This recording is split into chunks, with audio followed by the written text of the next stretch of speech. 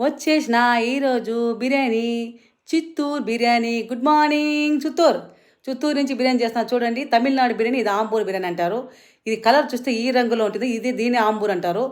నాకు ఈరోజు కట్టెల పొయ్యిలో మళ్ళీ వచ్చేసినాను కట్టెల పొయ్యి మీద చేసేదానికి. మనం టేస్ట్ బాగుండాలంటే కట్టెల పొయ్యి మీద చేయాల్సిందే, తప్పదు. అది మామూలుగా హోటల్లో పోయి తింటాం కాబట్టి అట్లా టేస్ట్ రావాలంటే మనం ఇంట్లో కట్టెల పొయ్యి రెడీ చేసుకుని ఇట్లా మరి చేసుకుని తింటే చాలా అంటే చాలా బాగుంటుంది. చూడండి, కట్టెల పొయ్యి మీద చేసుకుని తినడం నాకు చాలా ఇష్టము. ఆ లెవెలే వేరుగా ఉంటుంది. చూడు, ఇదే చూడు, ఆంబూర్ బిర్యానీ ఇట్లా ఉంటుంది. ఈ రంగు ఇట్లా ఉంటుంది అనమాట. దీన్ని తమిళనాడు ఆంబూర్ బిర్యానీ అంటారు. చాలా అంటే చాలా బాగుంటుంది. మీకు ఈ వీడియో నచ్చితే ఒకసారి 100 లైకులు కొట్టండి, 1000 కామెంట్స్ పెట్టండి.